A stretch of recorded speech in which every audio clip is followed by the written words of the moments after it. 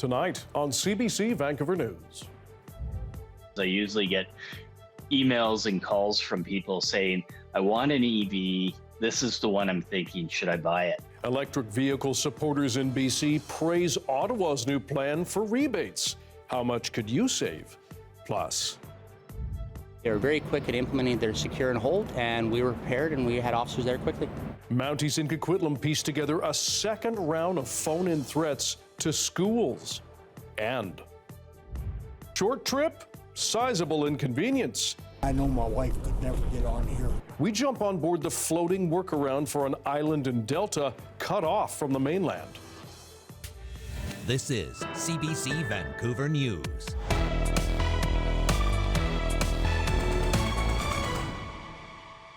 Hello, I'm Dan Burritt. Thanks for joining us. Goodbye electric vehicle sales mandate. Hello again, rebates. Prime Minister Mark Carney has unveiled his government's new national automotive strategy. It's a multi-billion-dollar plan aimed at making Canada's auto sector more independent and trying to boost our EV industry. Put simply, we're making Canada the best place to invest, the best place to build, the best place to build clean.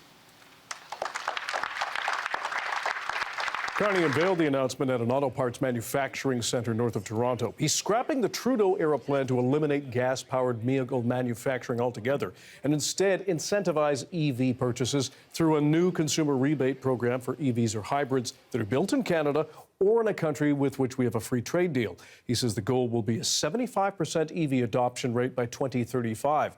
He also announced a plan and funding to build more charging stations across the country. The measures have EV supporters in BC very happy. Jonna Bailon has their reaction and the province's focus.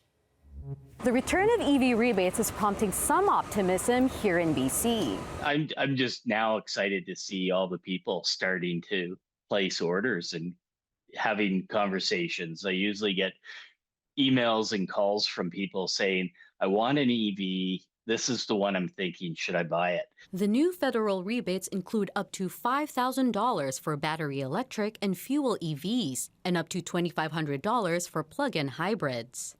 Ottawa is also removing sales targets on zero-emission vehicles for manufacturers and introducing stronger gas emission standards for new cars. It's also investing in EV charging. So all of these things are very helpful to what we've been trying to get done over the last number of months, and hopefully will be really supportive to consumers and allow them to purchase a vehicle they can afford. We really know that purchase incentives are an important part of this sort of ecosystem of encouraging EVs. The BC government scrapped its own EV rebates last year, saying it was a federal responsibility and never meant to be permanent. BC's energy minister says don't expect them to come back. We're going to focus on charging stations. BC Hydro and the provincial government have been leading on charging. So they're doing the rebates. We're focusing on the charging. I think that's a good combination of when we're going forward. Ottawa says the EV incentives program will begin February 16th and run for 5 years. The EV rebate value will go down each year until 2030. Jonna Bailon, CBC News, Vancouver. Police in Coquitlam say they're investigating a second series of threats to schools in that district. Well, the school district has great protocols. We work collaboratively with them, and we did a review of them yesterday to make sure that we are on track to do it effectively. And when it happened again today, they were very quick at implementing their secure and hold, and we were prepared and we had officers there quickly. Mounties say they received 8 reports on Wednesday and 2 reports Thursday, and they are connected. The schools were placed on, quote, hold and secures. Those have now been lifted. Police won't or don't say what the nature of the threats are, but note they were all made over the phone. You now need to take a boat to get to Westham Island in Delta. The bridge connecting it to the mainland is closed after a barge hit it several weeks ago. The CBC's Renee Lucas went out to test the temporary travel fix. Even before you get on the water taxi to Westham Island, you need to navigate a bit of chaos at the dock. Cars, construction vehicles, and little signage.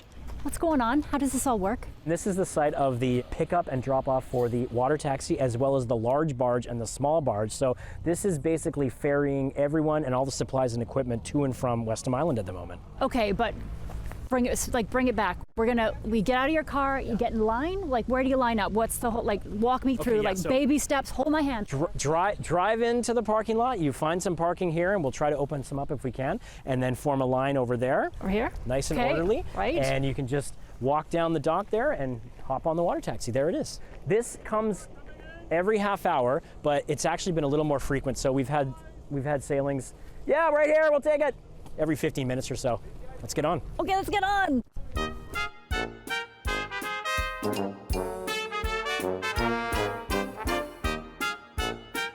don't have a life jacket. Do I need a life jacket? Are you sitting on them? I should probably have a life jacket. Yeah, you can put one on if you want. Put it on, put it on. It's a quick crossing, about 5 minutes, but loading and unloading takes a bit longer.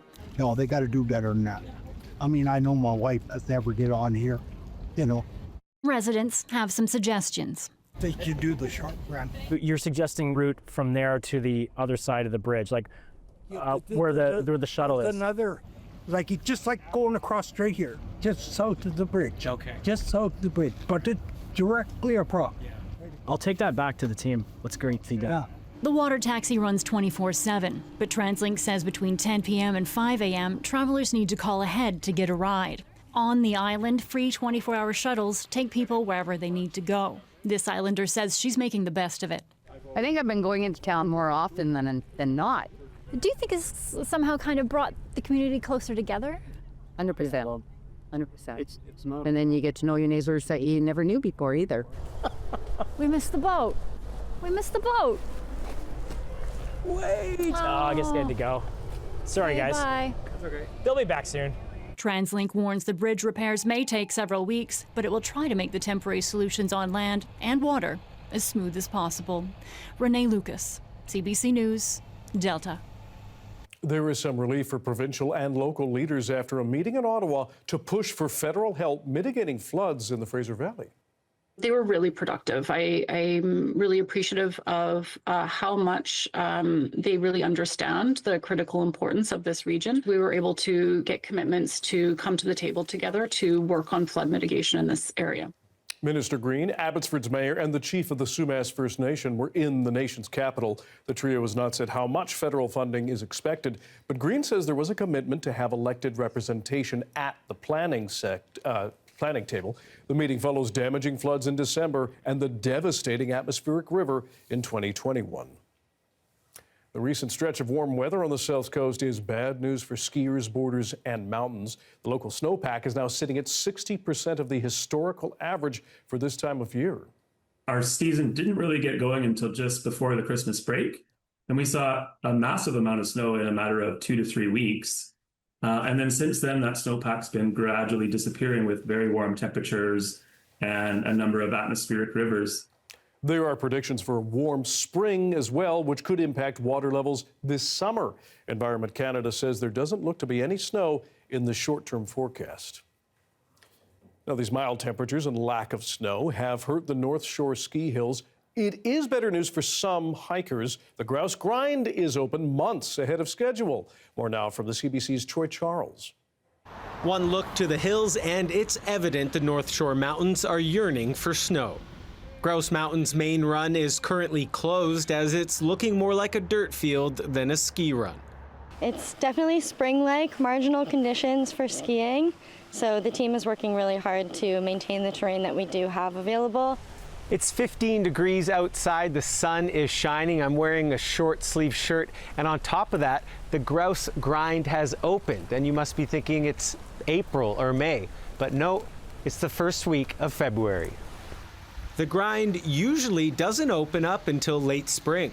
It's good for the hikers, but not so much for the people snowshoeing, snowboarding, and skiing. It is still the beginning of February. I mean, we still may get snow, so yeah, who knows. But it's pretty pitiful up top, which I hate to say that, but it's true.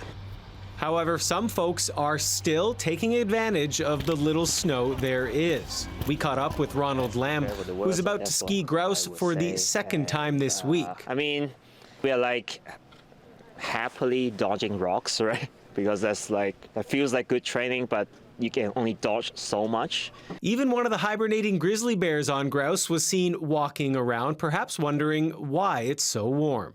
Conditions aren't much better at the other local hills. Cypress has only 11 of 61 runs open, and Seymour's base snow depth is well below average. Ken Dosange with Environment Canada says the recent snow woes are caused by ridges of high pressure anchored over the south coast, but freezing levels on the mountains are expected to drop next week. During this time, then we can expect any sort of incoming systems to come through, bring a little bit more snowfall to a much higher terrain. If the next few weeks don't yield any new snow, then Lamb has a proposal. We managed to skip winter, right? Can the people on the East Coast give us some snow, right? They have too much in their backyard, and we can happily take some of those. Troy Charles, CBC News, Vancouver.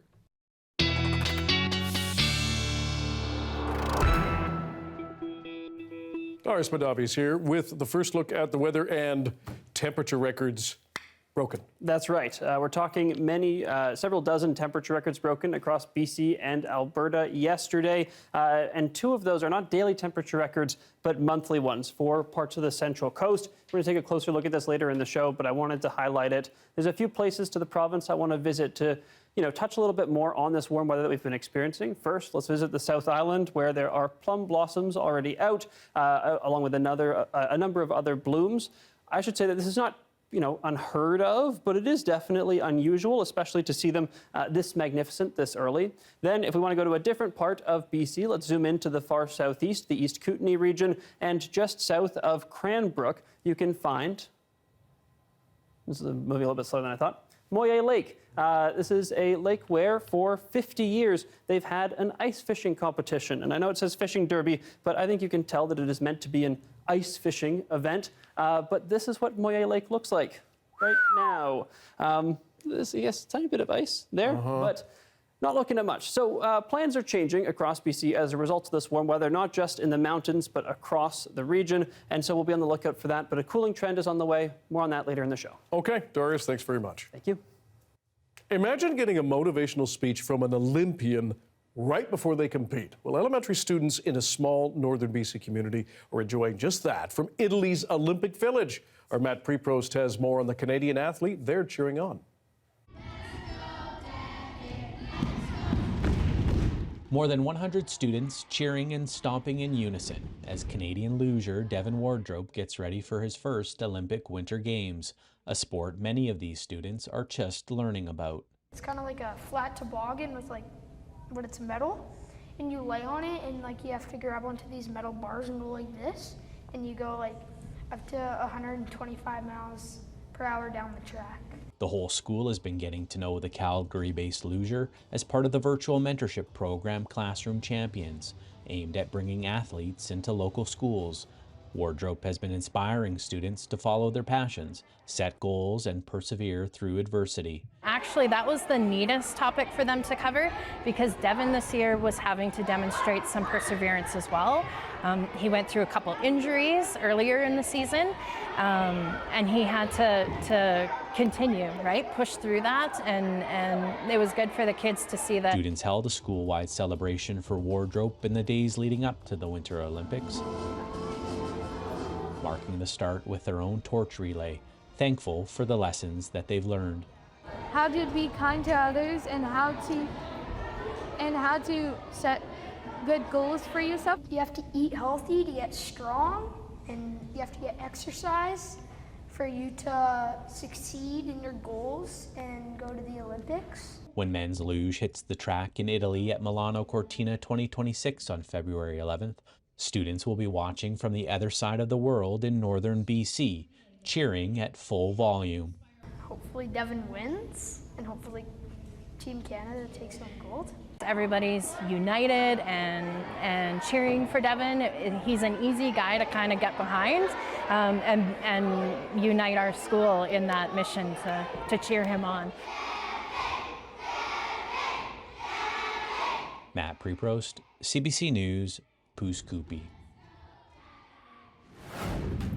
Coming up, more Canadian athletes to cheer for as the Winter Olympics officially begin on Friday. Our in-house Olympian has a list from BC for you.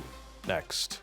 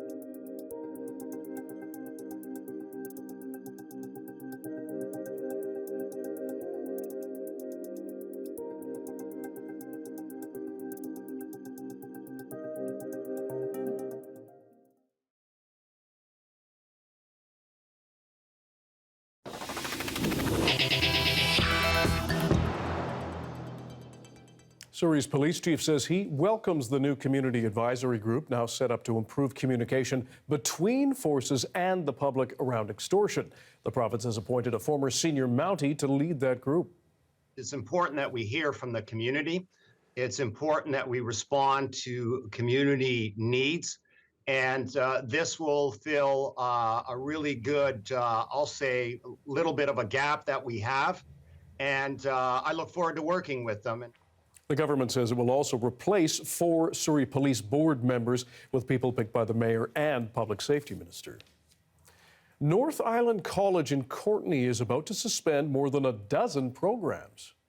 It's really upsetting, to be quite honest. I see a lot of people in my program and also in the year who are trying to finish off their program previous to us being impacted in really big ways. Students rallied outside the college in support of keeping them. Last fall, the college began a review of all programs as part of an expedited impact assessment. 15 were recommended to be scrapped, which the college's board has now approved. That includes the fine arts, business administration, and digital design diplomas, among many more. The college says they're committed to ensuring students already enrolled in those programs will be able to complete them.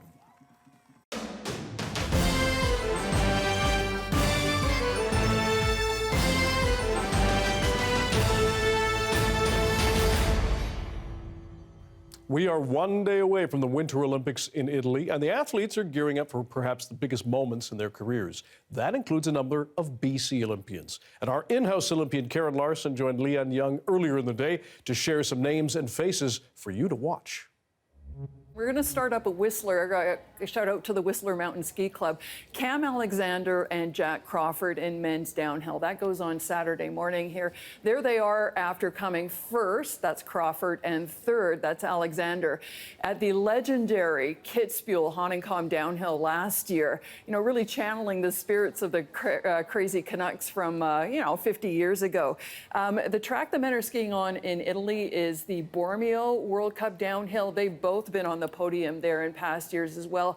And Jack Crawford, Leanne, just finished off the podium in the men's downhill at the last Olympic Games by 7/100th of a second. He was in fourth place. He won a bronze medal in the combi in the Alpine combined, but you know, the downhill is really the big trophy that the ones that the skiers want to get on the podium for. Very exciting. I don't even know how many decimal points that is. That's amazing. Okay, all right, so tell us about some of the others. Who else are you looking at? Right, well, we have to talk about the hockey players too. We have to talk about Macklin Celebrini, the teen terror from North Vancouver, plays on his first Olympic team. He is fourth in NHL scoring heading into these games with the likes of Connor McDavid and Nikita Kucherov and Nathan McKinnon, you know, guys that are 10 years older than him in front of him in scoring. He's been having a fantastic year. He's the only teenager on the men's Olympic team. And of course, anything but gold, it seems, in Canada isn't great for our Canadian Olympians. So watch for Macklin Celebrini on the men's hockey team. On the women's hockey team,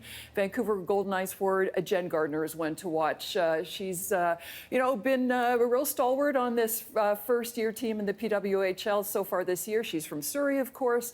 Now, the Canadian women were supposed to play Finland this morning, our time, at noon, our time, I should say, in Italy. But the Finnish team they were supposed to face has norovirus on the team. This is a situation we need to keep our eye on going forward. So that game has been postponed to February 12th. And if I have just enough time, I'd like to sneak in the name of Rhys Howden in men's ski cross. He's from Chilliwack.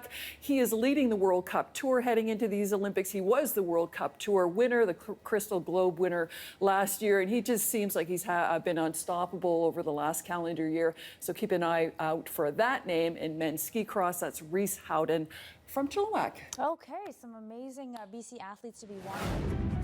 Snow on the ground in Whistler Village, despite the warmer weather, up to 6 degrees there, and there is more sun to come. Darius has your BC-wide weather forecast coming up.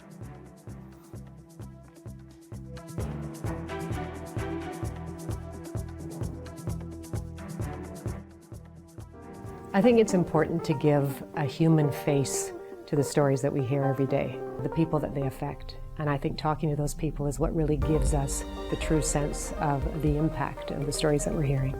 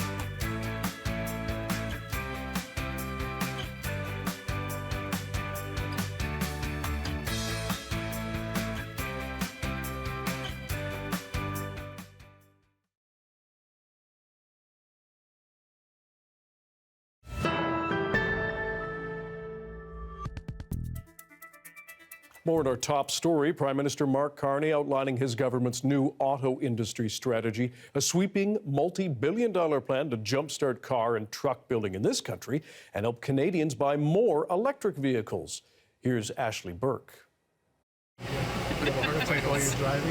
The Prime Minister looking to get more Canadians into electric vehicles with new incentives to help make them cheaper to buy. Canadians who purchase or lease a battery electric or fuel cell electric vehicle will receive up to $5,000 and up to $2,500 for plug-in hybrids priced up to $50,000.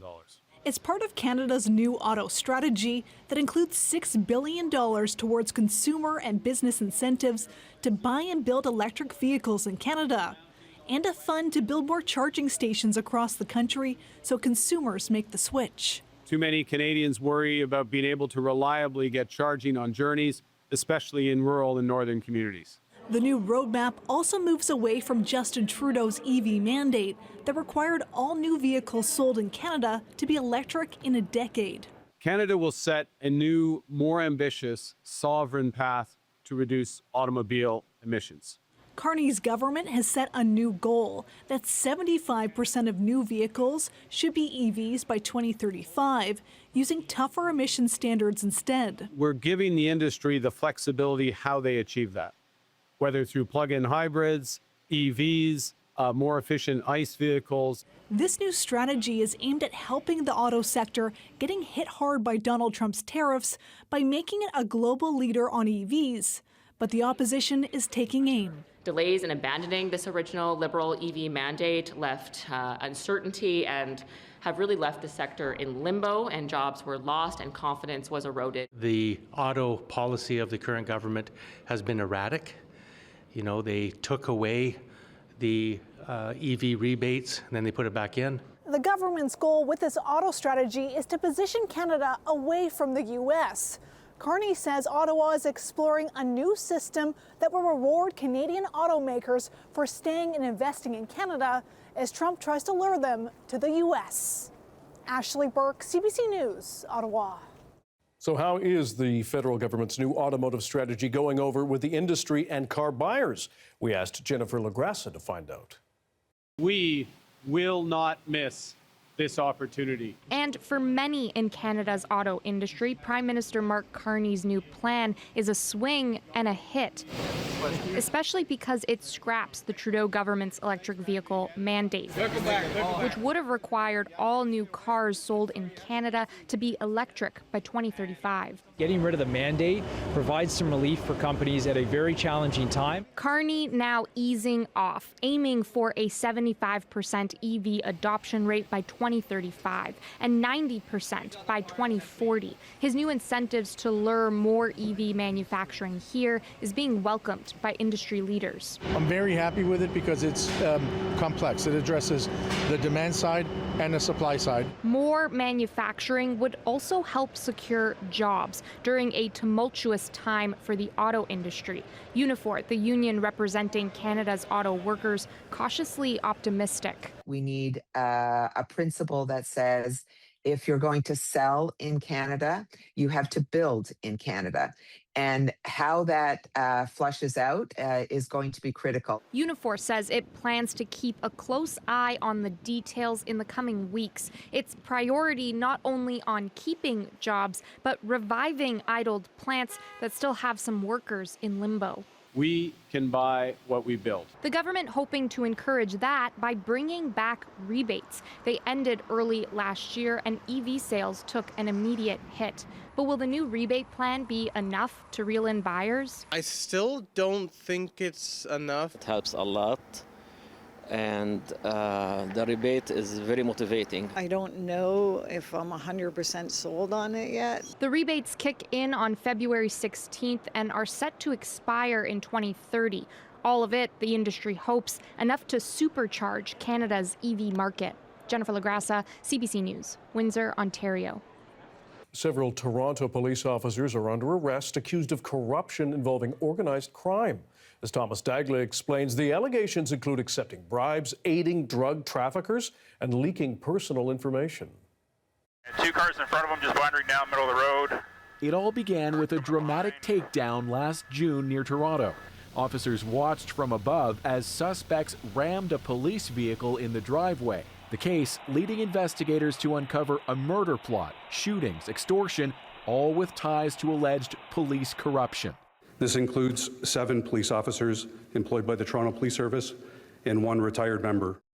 At the center of it all, Toronto Police Constable Tim Barnhart, who appeared in court by video link, accused of selling confidential information to alleged organized crime figure Brian DaCosta. Details later used to locate a jail manager targeted in a murder plot. Suspects were seen casing his home 2 days before crashing into that police vehicle outside. We have identified a number of serious criminal acts that have occurred following the release of confidential information, almost in real time. Investigators allege the leaks from those accused officers led to this shooting, with the same gun fired in 7 other attacks in Ontario, including this one in London, and this in Vaughan. We will not rest until we are sure corrupt criminal actors and anyone abusing their power as a police officer is held accountable. York Regional Police uncovered the purported conspiracy and appear to be thoroughly investigating their Toronto counterparts, says this former police watchdog. But it's very troubling because you've got 7 Toronto officers who are involved, and there was never a complaint within Toronto of what those officers were doing. And Toronto's police chief says so far, the officers arrested are still getting paid. At least 4 of the 7, I will be seeking suspension without pay. Investigators aren't ruling out further arrests, raising questions about what it will take to root out corruption. Thomas Dagg, CBC News, Toronto. Shootings by immigration enforcement agents in Minneapolis have placed ICE in the global spotlight, and that has revealed the agency has offices in Canada. The CBC's Rukhsar Ali has the story. Did you know there's an ICE office in this Calgary building? It's one of 5 Canadian cities that houses U.S. immigration and customs enforcement officers. The others are Toronto, Vancouver, Montreal, and Ottawa. But the agency's presence in Canada is raising some eyebrows as ICE continues its deportation crackdown south of the border. An ICE spokesperson told CBC News the agents in Canada are with Homeland Security investigations. They focus on terrorist groups and drug cartels. ICE says the agents also work on a wide variety of serious crimes like drug trafficking, child exploitation, weapons smuggling, human smuggling, financial fraud, and more. A U.S. government website says there are more than 90 offices in dozens of countries. They have a mandate to identify and stop crime before it reaches the United States. It's a separate division from enforcement and removal operations. That's the unit making headlines over the past year, like when agents in Minnesota shot and killed Renee Nicole Good and Alex Preddy. ICE says its agents in Canada are not armed and don't make arrests or execute search warrants, but its operations are still drawing criticism. Alberta NDP MP Heather McPherson has called on Canada to close ICE offices until the human rights crisis is resolved. The U.S. Embassy in Ottawa addressed concerns on X, saying agents operate in close partnership with Canadian law enforcement to combat transnational crime and protect communities on both sides of the border. But this human rights specialist says Canadians deserve to know more about what experts have called a paramilitary of the Trump administration is doing in Canada. And whether, in fact, we should have any presence, regardless of what they're doing, of an entity that is committing such horrible harms with impunity in America, again, at a time when our sovereignty is consistently being put to question by American authorities. Kirsten says ICE's presence in Canada is a public safety concern. He believes other agencies under the U.S. Department of Homeland Security, such as Customs and Border Protection, could carry out HSI's duties without ICE needing to operate on Canadian soil. Rukhsar Ali, CBC News, Calgary. Well, the race was on this morning to book your spot on one of Canada's most iconic hikes, BC's West Coast Trail. How people could try to get a place after this.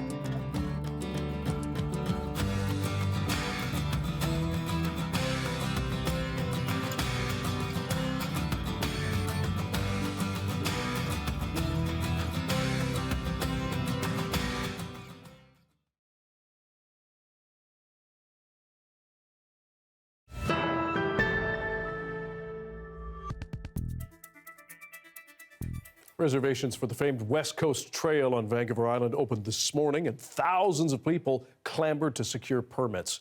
As Claire Palmer reports, some hikers say Parks Canada's return to a queuing system is making the process easier. The West Coast Trail is a well-known hiking trail on Vancouver Island. 75 kilometers of coastal hiking across beaches, ladders, and through dense rainforest. But with the popularity of the trail growing, some hikers say getting a reservation is half the challenge.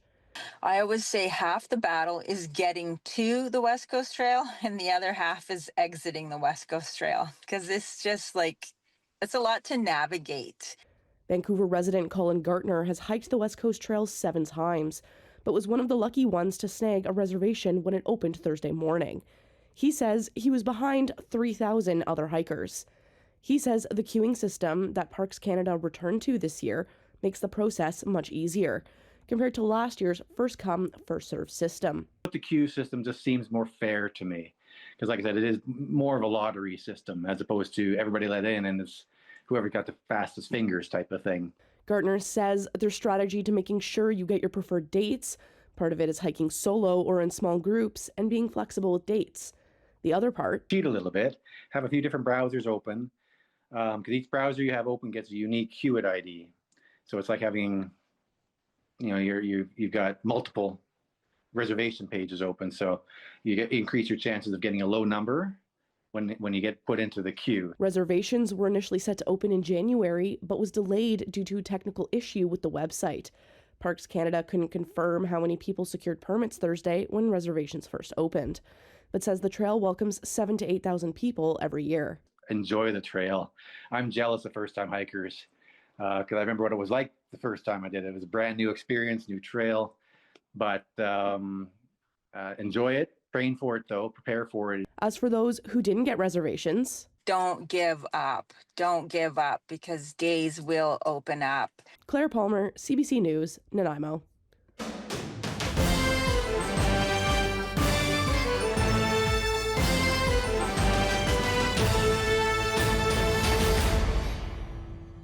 No matter how exciting other competitions are at this year's Winter Olympics, hockey will command first place in the attention of most Canadians.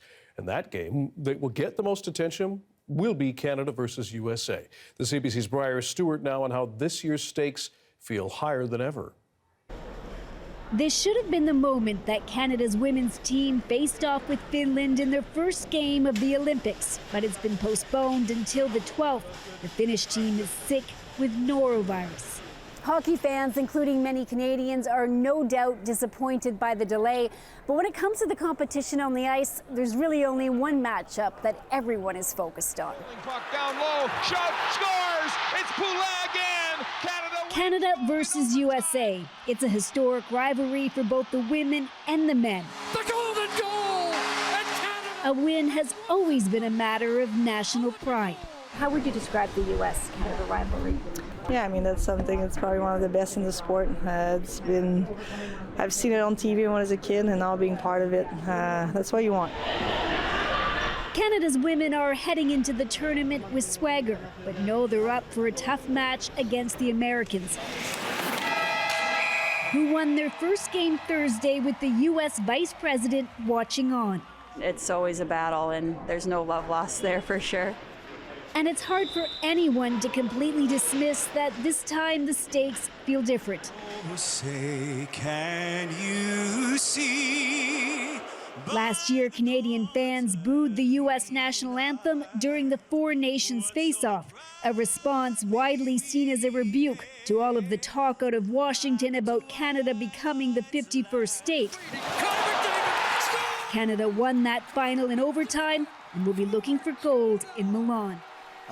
The rivalry with the United States is one that's decades and decades old in sport, and yet I think there's a little bit more riding on it, and we'll certainly see that in the hockey games and in the other sport venues. So it changes certainly with the political climate. Cheryl Pounder won 2 Olympic gold medals with Team Canada. She says the current atmosphere may add intensity for fans, but it's different for players. Well, I think for the athletes, it's straight hockey. Like, it's hockey, but it's also, you want to represent something bigger than yourself. Canada's women will be playing the U.S. on Tuesday. It will be the next chapter in a long-standing rivalry. Briar Stewart, CBC News, Milan. As we told you last night, Canadian snowboarder Mark McMorris took a hard fall on a practice run just before the start of the games. We now know what that will mean for the champion. The CBC's Sarah Levitt has more details from Livigno. Well, some bad news for Canadians, and first and foremost, Mark McMorris here in Livigno, learning that he will not be taking part in the big air qualifications tonight after suffering a big crash at practice yesterday. I want to show you where this happened, because you get a sense of how dangerous this sport can be. This is a 50-meter high structure that they built for this event, the big air, and the snowboarders, what they essentially do is from the top hurdle down the hill and go off the jump, which we can't quite see. The whole point is to get as much air and distance while also doing tricks. And so what we know from McMorris from the accident that he had was that he actually did land the trick, but then he fell quite hard and had to be stretchered off the slope. Let's hear from the man himself. Hey everyone, it's Mark here. Just wanted to update you guys. I took a fall last night. I hit my head and I will not be able to compete in big air tonight, unfortunately. But fortunately, things are looking up for slopestyle, so just trying to stay positive and shift my focus to that event. So he's talking about the slopestyle event, which is happening in 2 weeks. So no big air for him, but potentially another competition. You know, he's McMorris, no stranger to injury. He has a rod in his leg after fracturing it. In 2017, he had a major accident backcountry snowboarding where he smashed into a tree and had really life-threatening injuries, including multiple fractures, his jaw, his arm, his pelvis, and more. He came back after only 11 months there. We don't know the extent of his injury. We do know, as he said, that he hit his head, so we'll just have to see if he will indeed be ready for the slopestyle event in 2 weeks. Sarah Levitt, CBC News, Livigno, Italy. The weather update is brought to you by the BC Cancer Foundation. The future of cancer care can be your legacy. Fuel innovation and life-saving treatments by leaving a gift in your will today.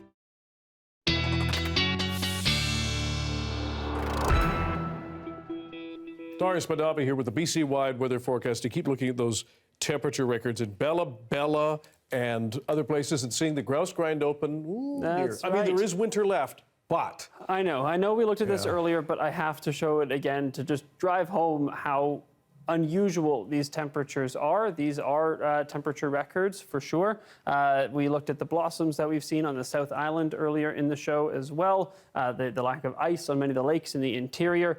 These are the temperatures that we saw earlier today. So this is some improvement in terms of the, well, not if you're hoping for the spring lake weather, but this is the trend that we're going to see. Temperatures slowly come down over the next few days and into next week. And the reason this is happening is because of this ridge of high pressure that's been dominating our weather patterns. We've seen the ridges very persistently coming in, covering BC for the last month or so, just because of some larger scale atmospheric dynamics.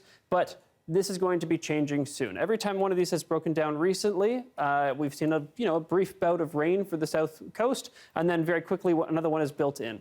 This time seems like it might be different. We're going to see this more consistent troughing. So there's low pressure systems that'll be sweeping through. That means colder air for much of BC, and it means more storm systems for the coast and likely breaking into the interior as well, which could be good news for the snowpack, fingers crossed. If we can see those cold temperatures here on the south coast, or at least seasonal temperatures, that would help a lot. And it seems like we may be seeing just that. We still stay dry here in the lower mainland for most of tomorrow, but we do start to see that rain arrive on the North Island by tomorrow afternoon. There's a chance that shifts a bit earlier, closer to noon or even just before. Then we're going to start to see it on the west coast of the island as well, similar time in the afternoon.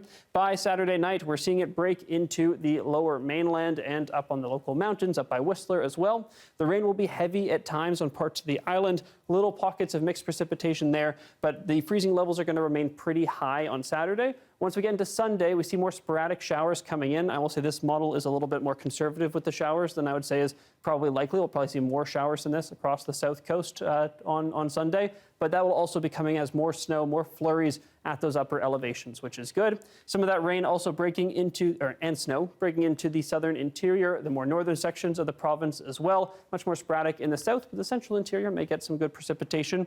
Temperatures, again, trending down over the next few days, but we see a bigger drop-off as we get into early next week. We see some sunshine in parts of BC tomorrow, but still some pretty persistent valley cloud in the southern interior. Probably more high clouds starting to build in the afternoon tomorrow as well. And here's our 5-day forecast in. We've got mixed skies tomorrow. Enjoy them while they're here. And then heavier rain arrives on Saturday. Okay. Darius, thanks very much. Thank you.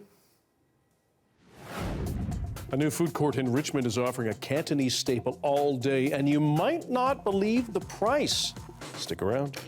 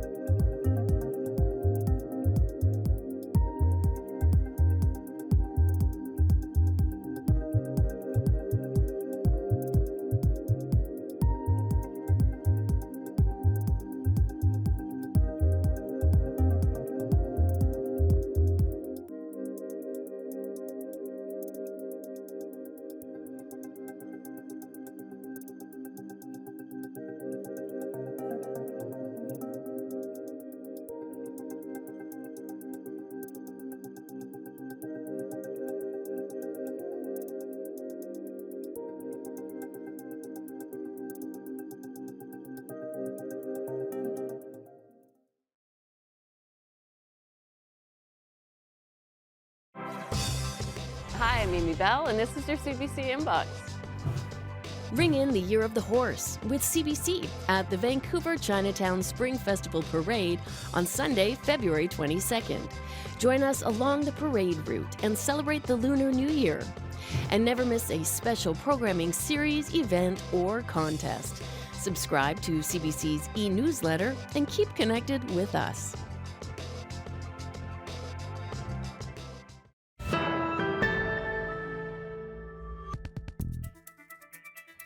A new food court in Richmond is offering $5 dim sums all day long, attracting many customers since they opened. But as CBC's Leanne Young reports, some customers say cheaper doesn't necessarily mean better when it comes to the Cantonese staple. Regionalized Chinese food, or specifically dim sum 24 hours a day, that is the promise of the food court. This is a new dining establishment that's open on number 3 Road at Brown Gate, and I'm going to take you with me. So you start off by heading along this line of dim sum here. I'm going to order a couple of things. Can I get some ha gao? So I'm going to grab some shrimp dumplings. 有啲燒賣, some 燒賣. 有冇排骨陳酸粉啊？賣晒啦。Okay, sold out. Okay, now we take our items. And I just noticed the tip here, very low, 5, 6, 7, or 8%. It's mostly self-service. Take that and grab my, oh my goodness, grab my cups, thank you. And we can sit down. Gotta have that chili oil. So what's the story behind this place? Well, the owners were here. I spoke to them. They were too camera shy. And they tell me they opened this place because they had the affordability crisis in mind. They wanted to open a spot that had lower priced dim sum. Each of these dishes are about $4.99 each, about half the price of what you would get if you were to sit at a restaurant. And so if his goal was indeed that, to try and have an affordable spot, he achieved his purpose because people here said that was a big draw. What was interesting to you about this place? It's like a food court and a cheap dim sum. Because the price is cheap. Yeah, because I have low salary. I have to eat. Yeah, I think that it brings a variety of choice. So once you get hungry at night, your only choice you have is a McDonald's. Yeah, and I sometimes feel I'm tired of it. Yeah. So we're here towards the very end of lunch hour, and as you can see, still pretty busy in here. The owner tells me he didn't actually intend to open a 24-hour spot. What he found was because they're making all of this dim sum handmade every day fresh, that his staff were working such long hours. So he figured he may as well keep the doors open, let customers in, and generate some revenue throughout the day. I think the big question is, how does all of this food taste? Well, don't take it from me. Here's what people here had to say. What did you think of the dim sum you've tried so far? Yeah, it's good. It tastes good. 整啲嘢咧係即係 upgrade 啲嘢好食啲啦，即係唔係一味平，唔係咁 work 㗎。How has your meal been? Not bad, not bad. Not bad. Okay, so maybe it could be better. Yeah, you can't compare to restaurant. It's a food court. So for now, this place is just serving dim sum. The long-term plan is to eventually have hot pot here and grilled skewers. But at least for now, you can grab dim sum from 9 to 9, 7 days a week. Leanne Young for CBC News in Richmond. $5 is $5. I'm hungry. So am I. Normally I have something better to say after one of those. I but know. It's No, just we're I'm both just hungry. jealous of Leanne, Yeah. that foodie. All right, good reminder for you. Tomorrow's the day the Winter Olympics in Italy begin with the opening ceremony. Watch CBC's special live coverage starting at 10:30 a.m. Pacific. Chief correspondent Adrian Arsenault will be co-hosting alongside Devin Haru from CBC Sports. And during the Olympics, our broadcast schedule is going to be changing a bit. CBC News Vancouver will now be live at 3 p.m. Pacific, and we hope you'll join us in between those Olympic highlights and coverage for all of your local news. Exciting. Totally. Going to be fun. Thanks for being with us tonight on CBC Vancouver News at 6. You can watch this newscast on CBC Gem, YouTube, and our website, cbc.ca/BC. And we will have your next local news at 11 o'clock, right after the National. Good night.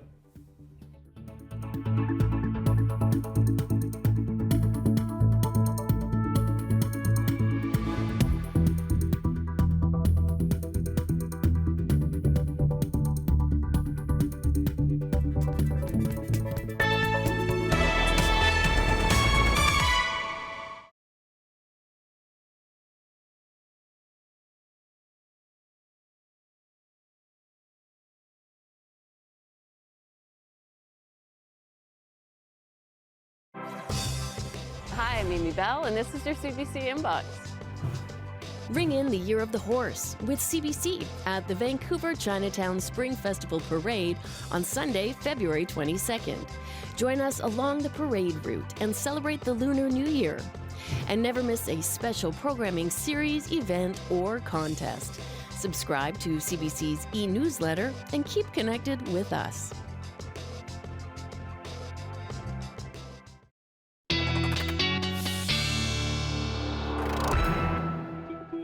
Our science and climate expert, Darius Badavi, here with the BC-wide weather forecast and some temperature records broken. That's right. I mean, we saw many daily temperature records broken across BC yesterday, as well as over into Alberta. But these ones in orange here are monthly temperature records. In other words, Bella Bella has never been this warm in February. In fact, Bella Bella has never even gotten within 3 degrees of this temperature in the month of February. The old record was 16.4 degrees Celsius, so 19.5, definitely a record. The inland central coast also well above normal. These are temperatures that you might expect to see in places like Bella Bella in June or July, and it's a warm day in those months at that. But not in February. That being said, things are going to start to cool down over the next few days. The plum blossoms that we have seen in places like Victoria, as well as a number of other blooms as well, are going to be less likely, I would say. They're going to be have a bit of trouble in the next few weeks, potentially, as we see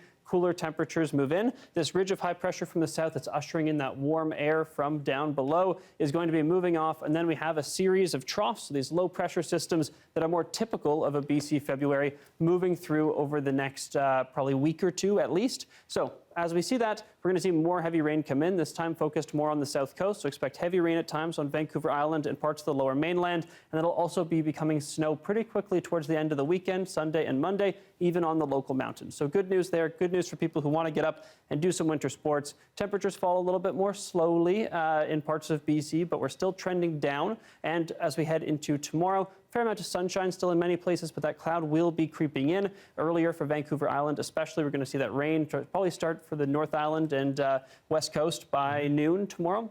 And then get ready for it heavy at times on Saturday, Dan. All right, we'll get prepared. Darius, thank you. Thank you.